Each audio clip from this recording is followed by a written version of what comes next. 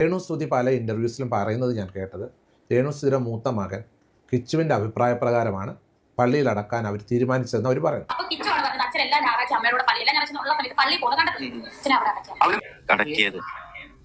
പള്ളിയിൽ അടക്കിയത് ആ ടൈമിൽ എനിക്ക് ഒരു കറക്റ്റായിട്ടുള്ള ഒരു ഇതില്ലായിരുന്നു. എൻ്റെ താരൊക്കെ എന്തൊക്കെയാന്ന് പറയുന്നത് ഉറപ്പായിട്ട് തരാം.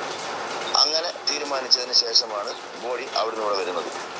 ഇവിടെ വന്ന് 1 മണിക്കൂറായപ്പോൾ അവർ എൻ്റെ അടുത്ത് ചോദിച്ചു എടുക്കട്ടെ. ഞാൻ ഒരു 10 മിനിറ്റ് എന്തായാലും നിങ്ങൾ ഇവിടെ അവിടെ കൊണ്ടുചെന്നാൽ ജനങ്ങൾ വന്നുകൊണ്ടിരിക്കുന്നതേ ഉള്ളൂ. 12:30 മണി കഴിഞ്ഞിട്ടാണ് ബോഡി ഇവിടെ കൊണ്ടുവരുന്നത്. അച്ഛനെ അടക്കിയപ്പോൾ എനിക്കൊന്നും അറിയത്തില്ലായിരുന്നു എന്നാണ് കിച്ചു ഇവിടെ പറയുന്നത്. എന്തുവായാലും മൊത്തത്തിൽ തേഞ്ഞൊട്ടു എന്നുള്ള കാര്യത്തിൽ ഒരു സംശയവുമില്ല. ഈ പറയുന്ന കൊല്ലം സുധിയെ അടക്കിയതുമായി ബന്ധപ്പെട്ട് കുറെ കാര്യങ്ങൾ ഇങ്ങനെ വന്നുകൊണ്ടേയിരിക്കുകയാണ്. അന്ന് തന്നെ പലരും പറഞ്ഞിരുന്നു ഇതിൻ്റെ അകത്ത് എന്തോ ഒരു ദുരൂഹതയുണ്ട് എന്ന രീതിയിൽ കാര്യങ്ങളൊക്കെ ചർച്ച ചെയ്യപ്പെട്ടെങ്കിലും അത് അതിന്റെ രീതിയിലേക്ക് അങ്ങ് വിട്ടു. കാരണം കൊല്ലം സുധി പറഞ്ഞു പോലും ഈ പള്ളിയിൽ തന്നെ, അതായത് ഇവർ പോകുന്ന ഈ കള്ളന്റെ പള്ളിയിൽ തന്നെ അടയ്ക്കാൻ മതിയെന്ന് ഈ സുധി പറഞ്ഞിരുന്നു എന്ന് രേണു പല ഇന്റർവ്യൂവിലും പറയുന്നതായിട്ട് നമ്മൾ കേട്ടു. അതോടൊപ്പം തന്നെ കിച്ചു പറഞ്ഞിരുന്നു ഇതുപോലെ ഈ അച്ഛനെ ഈ പള്ളിയിൽ തന്നെ അടയ്ക്കാൻ മതിയെന്ന് പറഞ്ഞിരുന്നു എന്നും ഈ രേണുവും അതോടൊപ്പം തന്നെ തങ്കച്ചൻ, ഈ രേണുവിന്റെ അച്ഛനായിട്ടുള്ള തങ്കച്ചനും വെച്ച് കാച്ചുന്നത് കണ്ടിരുന്നു. എന്നാൽ ഇതൊക്കെ തെറ്റാണ് എന്ന് ബോധ്യപ്പെടുത്തുന്ന ഒരു കാര്യമാണ് ഞാൻ ഈ ഒരു വീഡിയോയിലൂടെ പറയുന്നത്. അത് മാത്രമല്ല, ഇന്നലെ കർക്കിടകവാവായിരുന്നു. അവിടെ ഈ സുധിയുടെ മകനും അതോടൊപ്പം തന്നെ സുധിയുടെ അമ്മയും അവരെല്ലാം കൂടി ഇന്നലെ സുധിക്ക് ബലിയിട്ടു. അപ്പോൾ പോലും അവരുടെ, അതായത് ഹിന്ദു ആചാരപ്രകാരം അവരുടെ ആത്മാവിന് മോക്ഷം കിട്ടാത്ത രീതിയിലാണ് അവിടെ ചെയ്തിരിക്കുന്നത്. കാരണം ഇവിടെ ഒരു ശുശ്രൂഷകളും കിട്ടാതെയാണ് ഇവിടെ അടക്കം ചെയ്തിരിക്കുന്നത് എന്ന് ഇവർ പറയുമ്പോൾ അവിടെ എങ്ങനെ ഈ പറയുന്ന ആത്മാവിന് മോക്ഷം കിട്ടുമെന്നാണ് ഓരോ ഹിന്ദു സഹോദരന്മാരും ചോദിക്കുന്നത്. അതിന് രേണു കൃത്യമായിട്ടുള്ള ഒരു മറുപടി പറയണം. ഇന്നലെ ബിഷപ്പ് നോബൽ ഫിലിപ്പ് ഒരു ഇന്റർവ്യൂ കൊടുത്തിരുന്നു. ആ ഇന്റർവ്യൂവിന്റെ അകത്ത് ഈ പറയുന്ന പള്ളിയെക്കുറിച്ചും ആ കള്ള ബിഷപ്പിനെ കുറിച്ചും കാര്യങ്ങൾ പറയുന്നുണ്ട്. അതൊരു സ്വയം പ്രഖ്യാപിത ബിഷപ്പാണ്. അദ്ദേഹം തട്ടിക്കൂട്ടി ഉണ്ടാക്കിയ ഒരു പള്ളിയും അദ്ദേഹത്തിന് വേണ്ടി ഉണ്ടാക്കിയ കുറെ 2 സെല്ലുണ്ട്. ആ സെല്ലിൽ ഒരെണ്ണത്തിലാണ് ഈ പറയുന്ന കൊല്ലം സുധിയെ അടക്കം ചെയ്തതെന്നും ഇദ്ദേഹം പറയുന്നുണ്ട്. എന്തായാലും അദ്ദേഹത്തിന്റെ ഇന്റർവ്യൂ നിങ്ങളൊന്ന് കണ്ടു നോക്കിയേ. ഇത് ഫുൾ കാണണമെങ്കിൽ വൺ ഇന്ത്യ എന്ന് പറയുന്ന ആ ഒരു ചാനലിലുണ്ട്, അത് പോയി നിങ്ങളൊന്ന് കണ്ടാൽ മതി. എന്തായാലും ഞാൻ നിങ്ങൾക്ക് പ്രധാനപ്പെട്ട കുറച്ച് ഭാഗം കാണിച്ചു തരാം. അത് മാത്രമല്ല, ഇതിനകത്ത് ചില കളികളുണ്ട്. ഈ പറയുന്ന കൊല്ലം സുധിയുടെ കൂട്ടുകാരനോട് ഈ വിളിച്ച് ഈ എന്താ പറയാ ബോഡി കൊല്ലത്ത് കൊണ്ടുപോകാതെ അവിടെ അടക്കാതെ ഇവിടെ കൊണ്ടുവന്ന് അടക്കം ചെയ്യണമെന്ന് പറഞ്ഞ് ഭീഷണിപ്പെടുത്തിയവൻ ആരാണ്? ഇതെല്ലാം നമുക്ക് ചർച്ച ചെയ്യാം. കൊല്ലം സുധി ഒരു ഹിന്ദു കുടുംബത്തിൽ ജനിച്ചു വളർന്ന ആളാണ്. ഞാൻ അന്വേഷിച്ചപ്പോൾ എനിക്ക് മനസ്സിലാക്കാൻ കഴിഞ്ഞത് കൊല്ലം സുധി ഒരു ഹിന്ദു കുടുംബത്തിൽ ജനിച്ചു വളർന്ന ആളാണ്. അദ്ദേഹത്തിൻ്റെ മക്കളും 2 കുഞ്ഞുങ്ങളും ഹിന്ദു വിശ്വാസത്തിൽ പ്രകാരമാണ് മുൻപോട്ട് പോകുന്നതാണ്. ഈ ആധാരം രജിസ്റ്റർ ചെയ്തതിനകത്തുള്ള പേരുകളെല്ലാം കിടക്കുന്നത് ഹിന്ദു കൊല്ലം സുധിയുടെ മക്കൾ. അവർ കൊല്ലം സുധിയുടെ മക്കൾ. അപ്പോൾ ഈ കൊല്ലം സുധിയുടെ മരണം സംഭവിച്ച സമയത്ത് രേണുസുതി പല ഇൻ്റർവ്യൂസിലും പറയുന്നത് ഞാൻ കേട്ടത്, രേണുസുതിയുടെ മൂത്ത മകൻ കിച്ചുവിൻ്റെ അഭിപ്രായപ്രകാരമാണ് പള്ളിയിൽ അടക്കാൻ അവർ തീരുമാനിച്ചതെന്ന് അവർ പറയുന്നു. ഇവിടെ അച്ഛൻ പറഞ്ഞത് കേട്ടല്ലോ, ഇത് തന്നെയാണ് രേണു പറഞ്ഞത്. കൃത്യമായിട്ടാണ് രേണു പറഞ്ഞത്. കിച്ചുവിന്റെ അഭിപ്രായ പ്രകാരമാണ് ഞങ്ങൾ ഈ പള്ളിയിൽ അടക്കിയിരിക്കുന്നത് എന്നാണ് ഈ രേണു എല്ലാ മീഡിയയിലും പറഞ്ഞിരിക്കുന്നത്. രേണു പറഞ്ഞ കാര്യം നിങ്ങളൊന്ന് കേട്ടു നോക്ക്. അച്ഛൻ എല്ലാ ഞായറാഴ്ച അമ്മയോടെ പള്ളി എല്ലാ ഞായറാഴ്ച ഉള്ള സമയത്ത് പള്ളിയിൽ പോകുന്ന കണ്ടിട്ടുണ്ട്.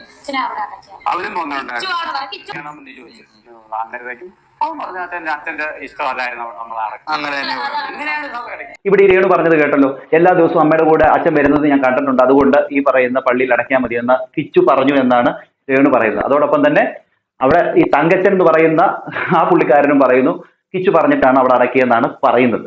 എന്നാൽ കിച്ചു ഇതിന് മറുപടി പറയുന്നത് നിങ്ങളൊന്ന് കേട്ടു നോക്കി. പറഞ്ഞിട്ടുണ്ടോ അച്ഛനെ പള്ളിയിൽ അടക്കിയത്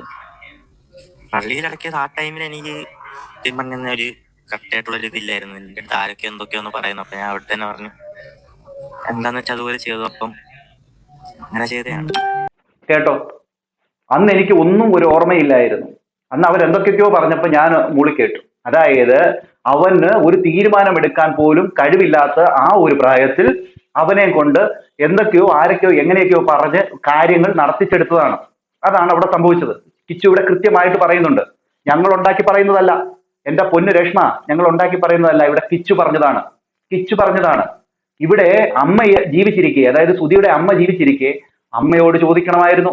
അതൊന്നും ചോദിക്കാതെ അവരൊരു വിഷയവും ഉണ്ടാക്കരുത് എന്നുള്ള രീതിയിലും ഒക്കെയാണ് ഈ കാര്യങ്ങൾ മാറിയിരിക്കുന്നത്. എന്നിട്ടാണ് ഇവരെന്തോ ബലം പിടിച്ചു കൊണ്ടുവന്ന് പറിച്ച് ഈ പറയുന്ന ഈ കള്ള ബിഷപ്പിന്റെ അവിടെ കൊണ്ട് അടക്കിയതാണ്. ഇവിടെ കിച്ചു പറഞ്ഞ കാര്യം കേട്ടല്ലോ. ഇതുവരെ മീഡിയയുടെ മുമ്പിൽ കിച്ചു പറഞ്ഞു എന്ന് പറഞ്ഞുകൊണ്ടായിരുന്നു അച്ഛനും മകളൂടെ വന്ന് തള്ളിക്കൊണ്ടിരുന്നത്. ഇവിടെ കിച്ചു പറഞ്ഞത് ക്ലിയർ ആയില്ലേ? ഇനി ബിഷപ്പ് പറയുന്നത് ആചാരപ്രകാരമാണെങ്കിൽ അതിന് ഉത്തരവ് എനിക്ക് പറയാം. സാധാരണ ഇപ്പോൾ ഞാനൊരു ബിഷപ്പാണ്, എൻ്റെ പള്ളിയിൽ എൻ്റെ ഏതെങ്കിലും ഒരു ഇടവകയിൽ ഒരു അച്ഛൻ വന്നിട്ട് എന്നോട് പറയും, നമ്മുടെ അടുത്തൊരാൾ മരണപ്പെട്ടിരിക്കുന്നു, ആൾക്ക് അടക്കാൻ സ്ഥലമില്ല, സ്വന്തമായിട്ട് സ്ഥലമില്ല, എന്നാൽ നമ്മുടെ സെമിത്തേരിയിൽ അവരെ ഒന്ന് അടക്കാമോ എന്ന് അവരുടെ വീട്ടുകാരൊരു അപേക്ഷ തന്നിട്ടുണ്ട്. തിരുമേനിയുടെ അഭിപ്രായം എന്താണെന്ന് ചോദിച്ചു കഴിഞ്ഞാൽ ഞാൻ അനുവദിക്കുകയാണെങ്കിൽ ആ വ്യക്തിയെ എന്ത് ചെയ്യാം, മതാചാരപ്രകാരം അടക്കാൻ ഒരിക്കലും നിയമമില്ല, ഒരിക്കലുമില്ല. ആ വ്യക്തി ഏത് മതത്തിൽപ്പെട്ട വ്യക്തിയാണോ ആ മതാചാരപ്രകാരം ആ സെമിത്തേരിയിൽ അടക്കാനായിട്ട് എനിക്ക് അവരോട് പറയാനുള്ള അധികാരമുണ്ട്. അതായത് ബിഷപ്പിന്റെ അധികാരം വേണം. ഒരു ബിഷപ്പിൻ്റെ. അപ്പോഴാണ് ഇപ്പോൾ കൊല്ലം സ്തുതിയെ അടക്കിയത് ഒരു സ്വയം പ്രഖ്യാപിത ബിഷപ്പായ Santhosh P Chacko, reformed church എന്ന് പറയുന്ന ഒരു സ്വയം പ്രഖ്യാപിതമായിട്ട് നിർമ്മിച്ച ഒരു സ്വന്തം സഭ രൂപീകരിച്ച സന്തോഷ് പി ചാക്കോ എന്ന അയാളൊരു സ്വയം പ്രഖ്യാപിത ബിഷപ്പായിരുന്നു. ആളിപ്പോൾ പൊൻകുന്നം ജയിലിൽ ഇപ്പോൾ ഒരു 3-4 ക്രിമിനൽ കേസിൽ പിടിക്കപ്പെട്ട്, ചീറ്റിംഗ് കേസിൽ പിടിക്കപ്പെട്ട്, ക്രിമിനൽ കേസുകളിൽ പിടിക്കപ്പെട്ട് ചിങ്ങവനം പോലീസിൽ നിന്നും കേസെടുത്ത്, കോട്ടയം ചിങ്ങവനം പോലീസിൽ നിന്ന് കേസെടുത്ത് അയാൾ ഇപ്പോൾ പൊൻകുന്നം ജയിലിൽ കിടക്കുകയാണ്. പൊൻകുന്നം ജയിലിൽ കിടക്കുന്ന സ്വയം പ്രഖ്യാപിതനായിട്ടുള്ള ബിഷപ്പ്, ഈ ബിഷപ്പാണ് ഈ പറയുന്ന സ്തുതിയെ അടക്കം ചെയ്തിരിക്കുന്നത്. എന്നാൽ ഇദ്ദേഹം പറയുന്നത്, ഈ നോബൽ ഫിലിപ്പ് എന്ന് പറയുന്ന ഇദ്ദേഹം പറയുന്നത് അതായത് ഈ പറയുന്ന കൊല്ലം സ്തുതിയെ അടക്കാൻ സ്ഥലമൊന്നും ഇല്ലായിരുന്നുവെങ്കിൽ ഇവരുടെ ഈ കൊല്ലം സ്തുതി ഹിന്ദുമത വിശ്വാസിയാണ്, ആ മതപ്രകാരം അവരുടെ ചടങ്ങുകളൊക്കെ ചെയ്തുകൊണ്ട് ഇവരൊരു സ്ഥലം വിട്ടുകൊടുത്ത്, അതായത് ഈ പള്ളി സ്ഥലം വിട്ടുകൊടുത്ത് അവിടെ അടക്കം ചെയ്യാമായിരുന്നു. അങ്ങനെയാണ് ചെയ്യേണ്ടത്. അതിനുവേണ്ടി പള്ളി കമ്മിറ്റി അംഗങ്ങളും അതോടൊപ്പം തന്നെ ബിഷപ്പിന്റെ ലെറ്ററും ഒക്കെ ഉണ്ടെങ്കിൽ അത് അവിടെ ചെയ്യാൻ പറ്റും, അതായത് വസ്തു ഇല്ലെങ്കിൽ. പക്ഷെ ഇവിടെ ഈ പറയുന്ന സ്തുതിക്ക് ഒരു ചടങ്ങ് പോലും കിട്ടിയിട്ടില്ലെന്നാണ് പറയുന്നത്. കാരണം ഇദ്ദേഹം മാമോദിസ സ്വീകരിച്ചിട്ടുള്ള ഒരു വ്യക്തിയല്ല. മാമോദിസ സ്വീകരിക്കാത്ത ഒരാൾക്ക് എങ്ങനെ ഈ പള്ളിയിൽ അടക്കം ചെയ്യാം എന്നുള്ള ഒരു ചോദ്യം ഇതിനു മുമ്പൊക്കെ വന്നിരുന്നു. അപ്പോൾ ഈ പറയുന്ന കൊല്ലം സ്തുതിയുടെ ഈ ഭാര്യയായിട്ടുള്ള ഈ രേണുവും അതോടൊപ്പം തന്നെ അപ്പൻ തങ്കച്ചനും ഒക്കെ എല്ലാം ഈ കിച്ചുവിന്റെ മണ്ടയ്ക്ക് ഇട്ടുവിട്ടതാ. ഇപ്പോൾ ഓരോ കാര്യങ്ങൾ പുറത്തു വന്നുകൊണ്ടിരിക്കുകയാണ്. എന്തുമായാലും പോയ കൊടാലിയായിട്ടുള്ള രേണുവിന്റെ ഏതാണ്ട് കീറുന്ന ലക്ഷണത്തിലാണ് കാര്യങ്ങൾ പോകുന്നത്. ഓക്കെ, ബാക്കി പറഞ്ഞു ശേഷമാണ് സുധീർ ഇപ്പൊ ജയിലിൽ കൊണ്ടുപോയിട്ട് ഒരു മാസം കഴിഞ്ഞിട്ട് 1.5 മാസമായിട്ടുള്ളൂ, ഈ കഴിഞ്ഞ ജൂണിൽ.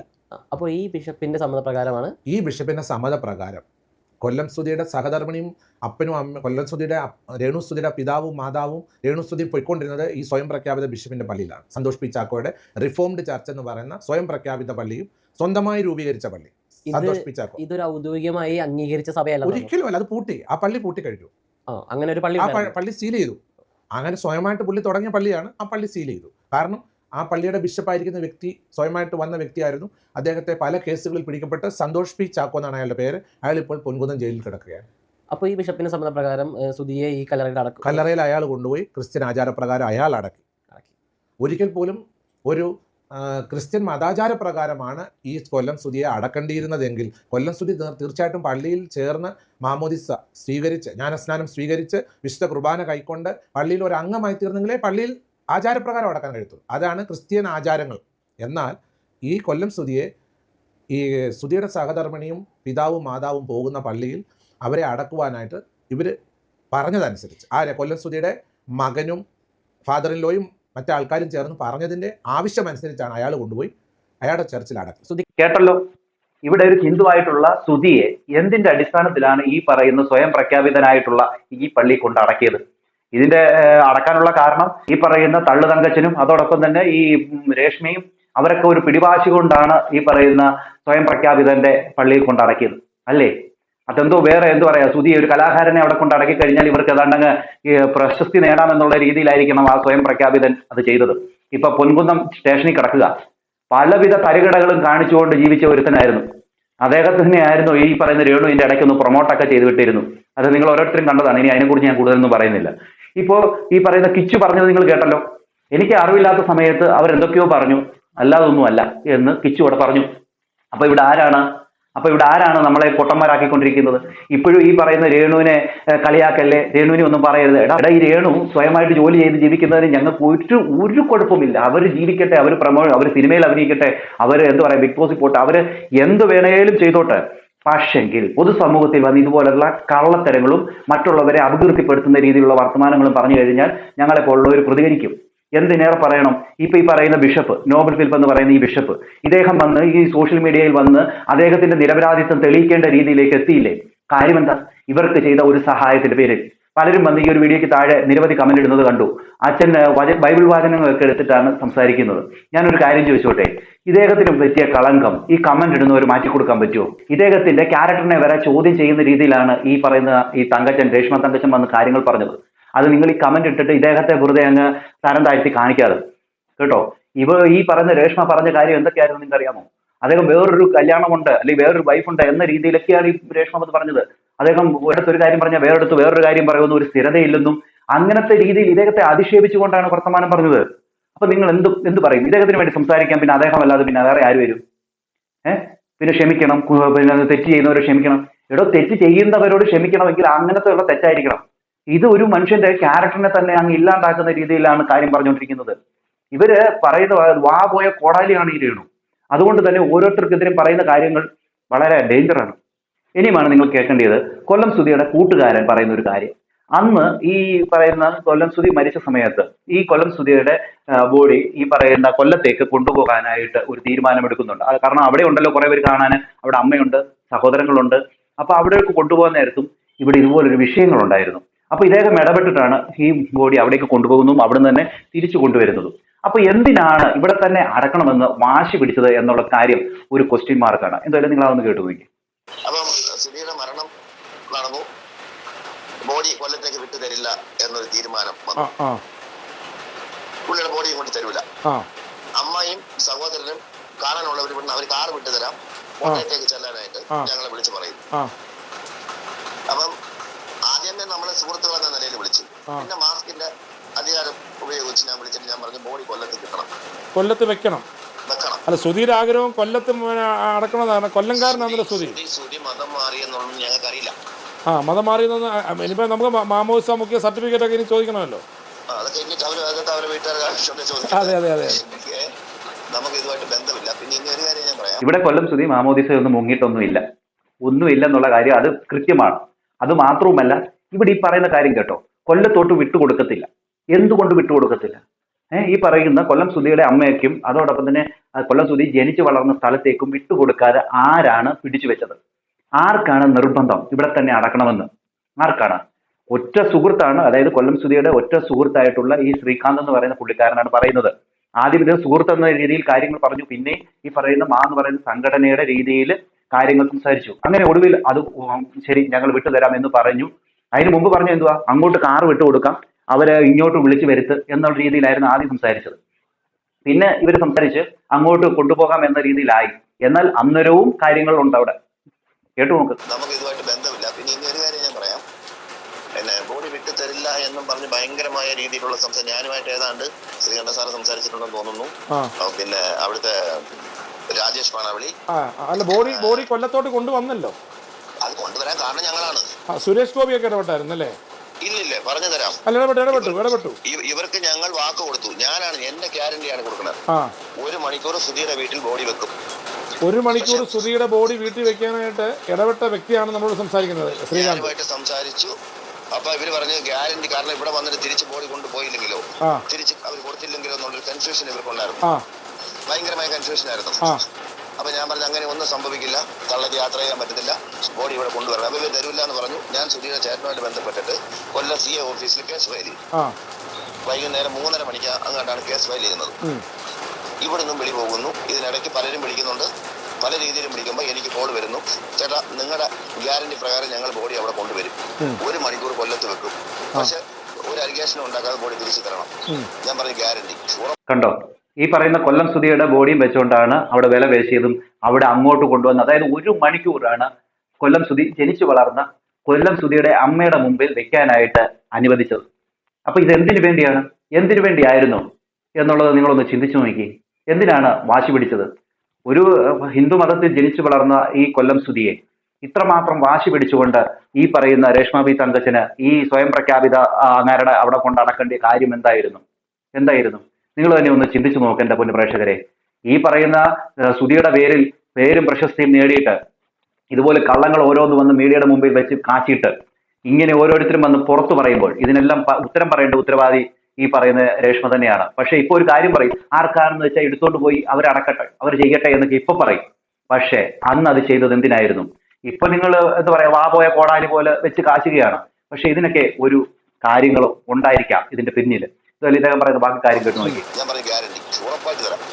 അങ്ങനെ തീരുമാനിച്ചതിന് തീരുമാനിച്ചതിന് ശേഷമാണ് ബോഡി അവിടുന്ന് ഇവിടെ വരുന്നത്. ഇവിടെ വന്ന് 1 മണിക്കൂറായപ്പോൾ അവർ എൻ്റെ അടുത്ത് ചോദിച്ചു എടുക്കട്ടെ. ഞാൻ ഒരു 10 മിനിറ്റ് എന്തായാലും നിങ്ങൾ ഇവിടെ അവിടെ കൊണ്ടുചെന്നാൽ ജനങ്ങൾ വന്നുകൊണ്ടിരിക്കുന്നതേ ഉള്ളൂ. 12:30 മണി കഴിഞ്ഞിട്ടാണ് ബോഡി ഇവിടെ കൊണ്ടുവരുന്നത് രാത്രി. അപ്പം ഞങ്ങളെല്ലാം ഉണ്ട്. അപ്പം എന്നെ തന്നെ പറഞ്ഞു ശരി എടുക്കാൻ പോകണം, ആരും പ്രശ്നം ഉണ്ടാക്കില്ലെന്ന് പറഞ്ഞു. ആരും ഒരൊറ്റ അക്ഷരം നമ്മളെ എംപി സുഹൃത്തുക്കൾ ഒരുപാട് പേര് അവിടെ തലയിലുണ്ടായിരുന്നു ഈ കൊടുക്കല്. കാരണം സ്തുതി മതം മാറിയിട്ടില്ല എന്നുള്ള കാര്യം വീട്ടുകാർക്ക് അറിയാം, പള്ളിയിലടക്കം. പിന്നെ അവരെ വീട്ടുകാരും പറഞ്ഞു വേണ്ട, അങ്ങനെ ഒരു പ്രശ്നത്തിന് പോകണ്ട, അങ്ങ് പോകട്ടെ.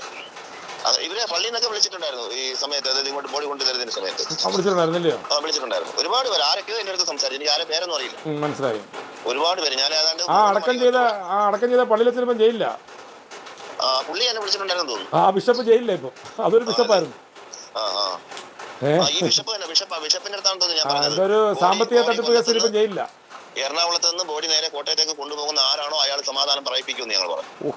കഴിഞ്ഞ ഈ പൊൻകുന്നം ജയിലിൽ കിടന്ന ആ കള്ള ബിഷപ്പുണ്ടല്ലോ, അവനും വിളിച്ച് ഈ പറയുന്നവരെ വിളിച്ച് ഇങ്ങനെ പറഞ്ഞുകൊണ്ടിരിക്കുവായിരുന്നു, പെട്ടെന്ന് കൊണ്ടുപോവാ, എനിക്ക് അടക്കാൻ മുട്ടിയിരിക്കുക എന്ന് പറഞ്ഞുകൊണ്ട് കൊണ്ടുവന്നിട്ടാണ് ഈ പറയുന്ന ആ ഒരു സെമിത്തേരിയിൽ അടക്കിയിരിക്കുന്നത്.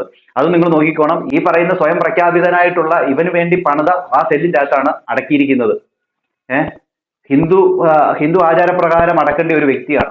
അല്ലെങ്കിൽ പോട്ടെ, ഇദ്ദേഹം ഒരു മാമോദിസയൊക്കെ മുങ്ങി ഇദ്ദേഹം ഈ പള്ളിയുമായിട്ട് നടക്കുന്ന അല്ലെങ്കിൽ ചേർന്ന് നടക്കുന്ന ഒരു വ്യക്തിയായിരുന്നെങ്കിൽ ഓക്കെ എന്ന് പറയാം.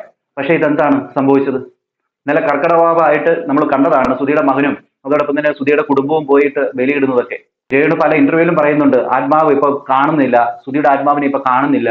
അവര് പിന്നെ എന്തോ പറഞ്ഞ് ഈ ആത്മാവിനെ വേണ്ടി പൂജ ചെയ്ത് കഴിഞ്ഞാൽ പിന്നെ നമുക്കത് കാണാൻ പറ്റത്തില്ല, എനിക്കത് പ്രസൻസ് കിട്ടുന്നില്ല എന്നൊക്കെ പറയുന്നത് കേട്ടു. ഇങ്ങനെയൊക്കെ പറയുന്ന രേണു ഒരു കാര്യം മനസ്സിലാക്കണം, ഈ ഹിന്ദു ആചാരപ്രകാരം അവർക്കും കുറെ കർമ്മങ്ങളൊക്കെ ഉണ്ട്. അതൊക്കെ ചെയ്യണമെങ്കിൽ അവർക്ക് ആ രീതിക്ക് വേണം ഇതൊക്കെ ചെയ്യാൻ. ചുമ്മാ വന്നിരുന്ന് തള്ളി വിട്ടിട്ട് ഒന്നും കാര്യമില്ല. എന്തായാലും ഇതിന്റെ പിന്നിൽ എന്തൊക്കെയോ കാര്യങ്ങളുണ്ട് എന്നുള്ള കാര്യമാണ് പുറത്തു വന്നുകൊണ്ടിരിക്കുന്നത്. എന്താണ് പ്രേക്ഷകർ നിങ്ങൾക്ക് തോന്നുന്നത്? നിങ്ങളുടെ അഭിപ്രായം നിർദ്ദേശങ്ങളും മസ്റ്റായി കമന്റ് ചെയ്യുക. അടുത്തൊരു വീഡിയോ കാണുന്നവർക്ക് എല്ലാവർക്കും